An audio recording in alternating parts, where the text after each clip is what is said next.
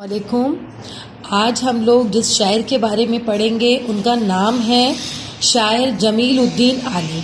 आज हम इनके कलाम की खुसूसियात हालात ज़िंदगी पढ़ेंगे। इसको आप लोग ज़्यादा से ज़्यादा सब्सक्राइब करें, लाइक करें और शेयर करें। ठीक है जी। सबसे पहले हम जमीलुद्दीन आली साहब का तारुफ पढ़ते हैं। ठीक है।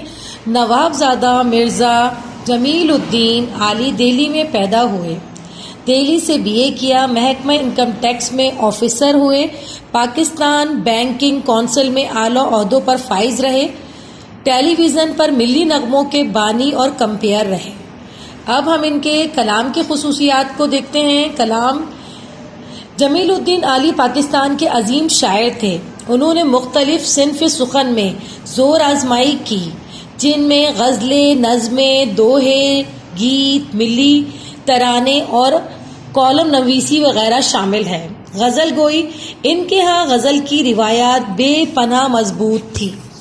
उन्होंने गज़ल में नित नए मौज़ूआत का अहाता किया।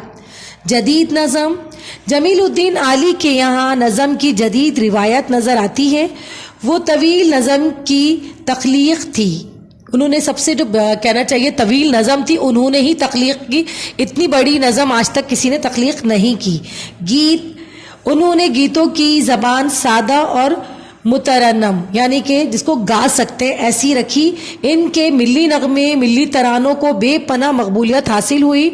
इनको अपने वतन से बेपनाह मोहब्बत थी, जिसका इजहार उन्होंने अपने मिली नगमों में किया। हुर्फ इनके ताबे थे और हुर्फ जिसके ताबे होते हैं उसका बड़ा मान रखते हैं। यानी जो भी चाहते थे, अगर आप जीवे जीवे पाकिस्तान जो आपके सिलेबस में वही देख ले तो वाकई में एक शाहकार नज़म है, कहना चाहिए एक शाहकार गीत है, एक शाहकार गीत है पाकिस्तान का। वफात जमीलुद्दीन आली का इंतकाल 2015 में इस दयारे फ़ानी से आप चले गए थे, कूच कर गए थे, लेकिन अपने गीतों में अपनी महक छोड़ गए हैं। उनके गीत वाकई में आज भी जब उन्होंने लिखे तो उस वक्त से लेकर आज तक उनके गीतों में एक महक है, मोहब्बत है वतन से, जो हमें हर जगह पर नसीब नहीं होती। हर जगह पे कहना चाहिए वो मिली नगमे नहीं होते।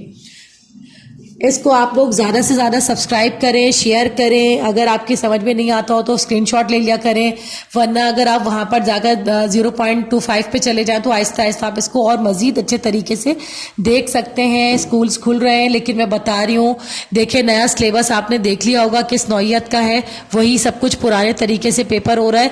आप इसको ज़्यादा से ज़्यादा सब्सक्राइब करें, लाइक करें, शेयर करें और इससे फ़ायदा उठाएं और दूसरों को भी इससे फ़ायदा उठाने की तरगीब दें ताकि अच्छे नंबरों से आप पास हो सकें। ठीक है जी।